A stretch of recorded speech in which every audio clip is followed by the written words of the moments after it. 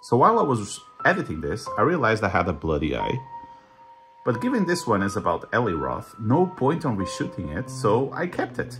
Let's go and watch my last video about Eli Roth. Hello, so today I'm talking to you about director Eli Roth. Eli Roth is considered one of the best directors in terms of horror. He just premiered a new movie and it's featured on number 4. And I also like a lot the way he does things.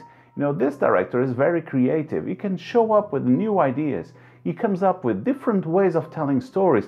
And he's always all the time trying to find new and important ways to scare you. You know, you are the center of his attention. He wants to shock you. He wants to disturb you. He wants to make you feel unpleasant. Why? Well, because he's a horror director, and that's what horror directors do, right?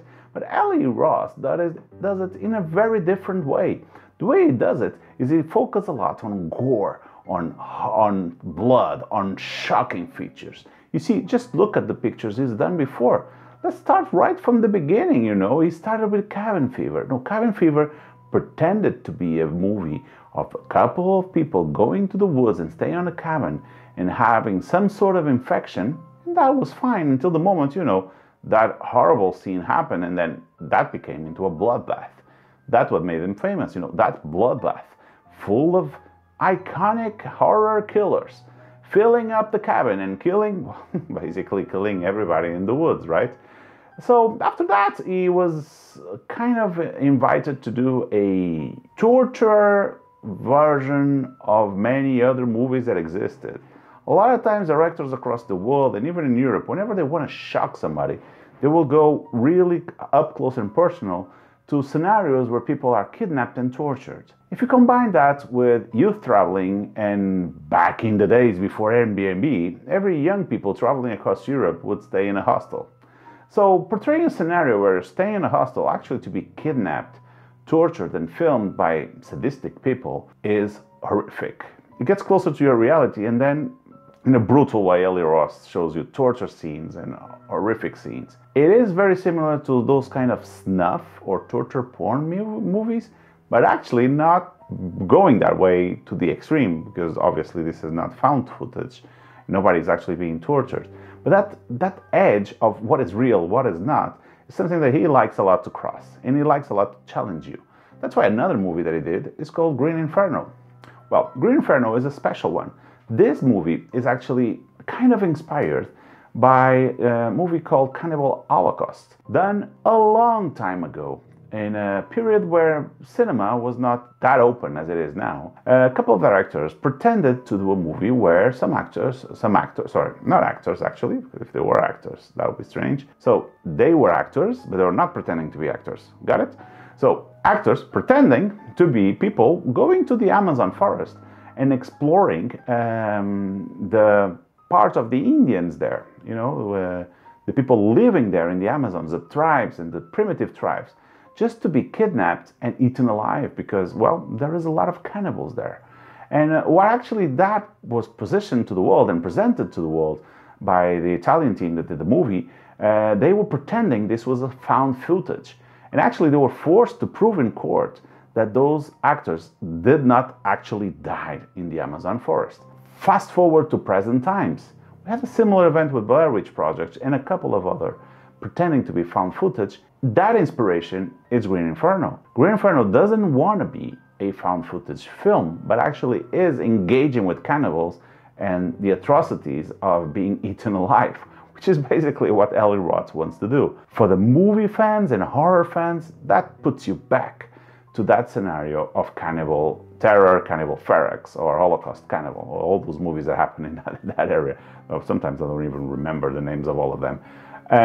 But it is again going to the bloody disgusting side of things. I really think that sites like Bloody Disgusting kind of could have been created thinking of Eli Roth, or created by Eli Roth, because I do think that sites like Bloody Disgusting, are also looking at movies like Brain Dead from Peter Jackson. You know Peter Jackson, the Lord of the Rings. Well, he actually started with a kind of a trauma-like movie called Brain Dead, and it's one of his first movies, and it's actually so bloody, so terrifically bloody, but also very funny. That is one of the icons of a lot of the movie fans. Peter Jackson himself wrote some quotes and heavily supported Eli Roth right at the beginning of his career. But it was not the main supporter, actually. The main supporter of Eli Roth, that was Quentin Tarantino.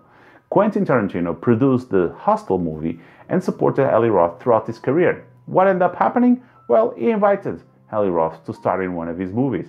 And here you can see Eli Roth in Inglourious Basterds, joining the cast of Brad Pitt and all others in that famous Tarantino movie about the Nazis, where Eli Roth actually is there doing his best as an actor. It's not the only time he was an actor. He actually portrayed a lot of other characters as an actor, but this one, it was, well, probably one of the best well-known features of Eli Roth's career. Eli Roth's career progressed. Hostel 2 was another movie. And as he gone closer to nowadays, he started to do a lot of interesting stuff, interviews and anthologies about movies, and participating in a lot of other interesting stuff. Directing that relationship with Tarantino also put him on the famous feature of Grindhouse. He was one of the directors there. So Eli Roth also participated in many TV series like Hemlock Grove. Most recently tried other genres like the pure thriller or suspense movie with Knock Knock, featuring Keanu Reeves and Ana de Armas, investing in a movie that he says has no blood, so zero blood movie.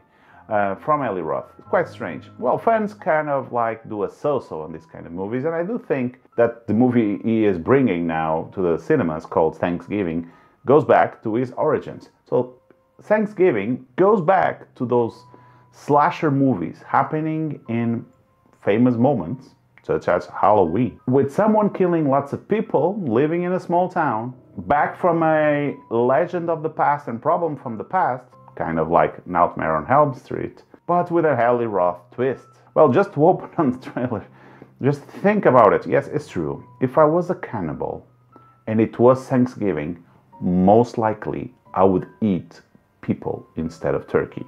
That's true. So that's the proposal for Thanksgiving. The new Eli Roth horror movie that it promises to bring him back to that bloody story that he has to tell to everybody, to that bloody background. And it's already doing very well in the box office. It's number 4, already going closer to 10 million in box office, and clearly showing Eli Roth doing what he is best. Haven't seen it yet, hope to see it soon, but if you have, do share in the comments your opinion about this latest movie from Eli Roth.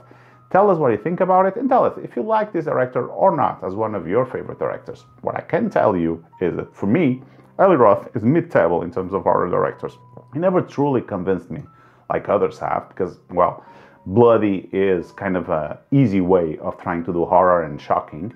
But I do have to recognize his success, especially in the early days, by doing very low budget movies such as Cabin Fever or Hostel that, well, tripled, multiplied by 30, actually their cost in terms of box office.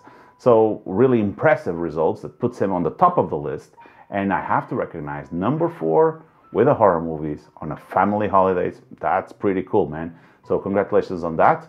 Again, if you've seen it, let me know in the comments. If you like this kind of movies, about my personal opinion on movies and all the other stuff that I watch and follow on my entertainment, subscribe to the channel, and I hope to see you soon.